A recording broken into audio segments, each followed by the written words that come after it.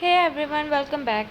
अगर पिछले एपिसोड का क्लिफ हैंगर देखकर आपकी रातों की नींद उड़ गई है तो बॉस सांसें थमा लो, क्योंकि एपिसोड 6 आ चुका है और इस एपिसोड का टाइटल उन्होंने रखा है busted for my feelings still clocking in. मतलब फीलिंग्स पकड़ी जा चुकी हैं पर नौकरी तो करनी पड़ेगी ना भाई। आज हम बात करेंगे कि कैसे हमारी बर्न आउट क्वीन जीयून और हमारे खड़ूस बट पिघले हुए बॉस कांग सीवू के बीच का ड्रामा एक अलग ही लेवल पर पहुंच गया है। तो चलिए जल्दी से शुरू करते हैं एपिसोड 6 का fully breakdown. Section first, the resignation confrontation. Story शुरू होती है बिल्कुल वहीं से जहां पिछले एपिसोड ख़त्म हुआ था। जियों के हाथ में शिवू का रिजाइनेशन लेटर होता है और कांग सीवू कैबिन में एंटर कर चुका होता है। जीवू एकदम फ्रीज हो जाती है। कांग सीवू पहले तो गुस्सा हो जाता है कि उसकी पर्सनल फाइल्स क्यों चेक की जा रही है, पर चा जियून हिम्मत जुटा कर पूछती है कि क्या आप सच में कंपनी को छोड़कर जा रहे हो। कांग शिवू बात को घुमाने की कोशिश करता है पर उसकी आंखों का डर साफ दिखता है। वो कहता है कि ये उनका पर्सनल मैटर है, पर चा जियून का मूड पूरा खराब हो जाता है। सोचो ना भाई, तो दिलों की बात शुरू हुई थी और यहाँ बॉस ही गायब होने की तैयारी कर रहे हैं। सेक्शन सेकंड, द पास्ट दोस्त ड्रामा। इस एपिसोड में पैलर चल रहा है योंग नोआ की कहानी। नोआ अपने उस दोस्त के बारे में सोचकर परेशान है जिसके साथ उसने 7 साल की पुरानी दोस्ती थी। वो दोस्त जो अब सिर्फ नाम का दोस्त रह चुका है और दूसरे का दोस्त बन चुका है,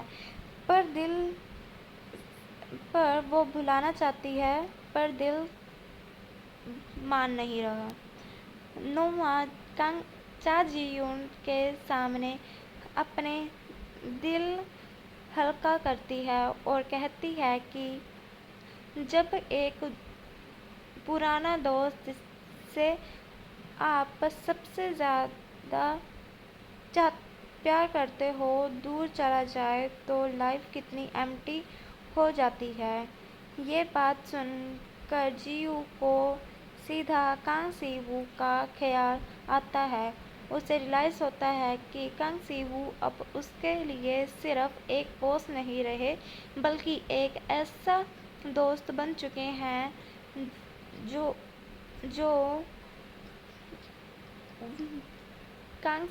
चा जियून उससे खोना नहीं चाहती। Section third, busted, the elevator moment. अब आता है एपिसोड का सबसे बड़ा हाईलाइट सीन। दोनों ऑफिस के एलिवेटर में अकेले होते हैं। पूरा माहौल ऑकवर्ड है। कांग सीवू नोटिस करता है कि चा जियून उन्हें बार बार चोरी छुपे देख रही है। कांग सीवू अचानक चा जियून के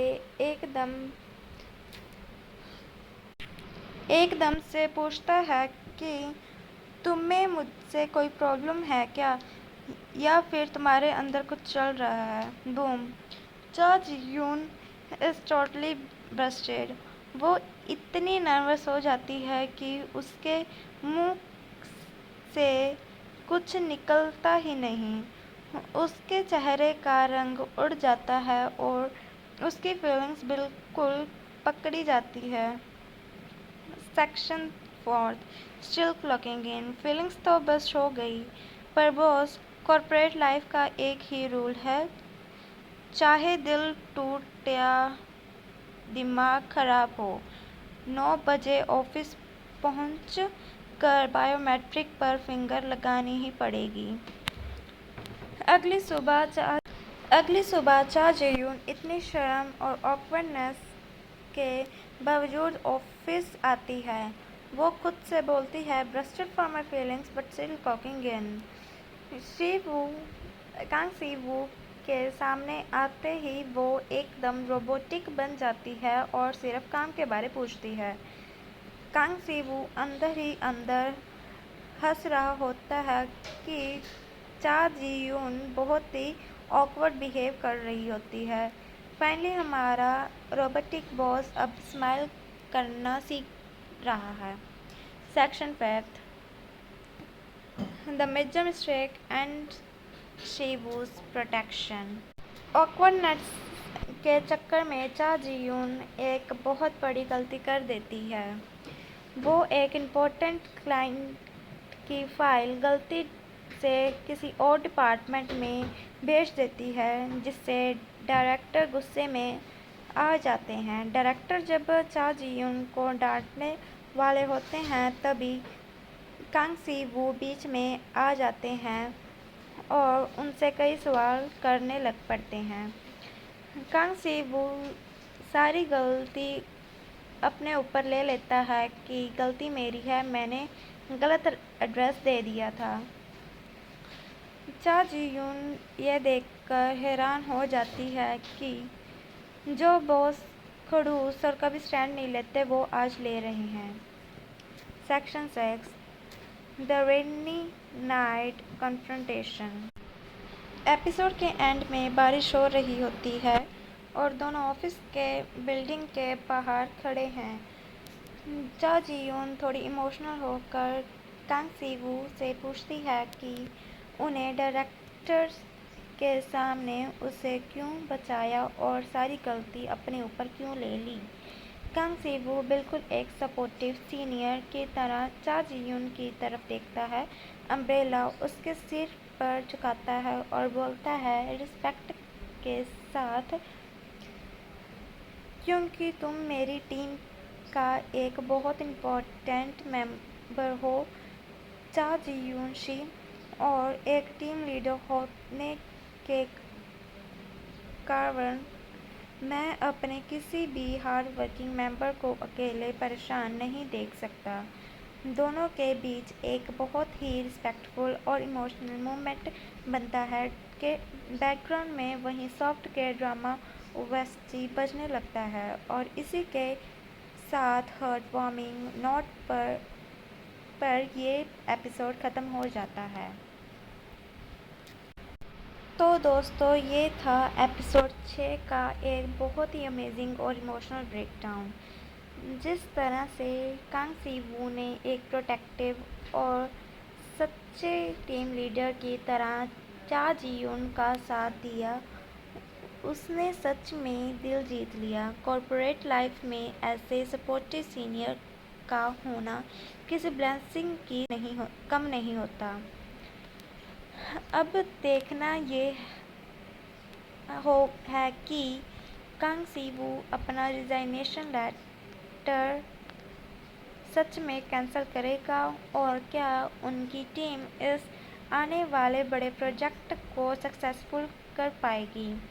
आपको इस एपिसोड का सबसे बेस्ट पार्ट कौन सा लगा, मुझे कमेंट सेक्शन में ज़रूर बताओ।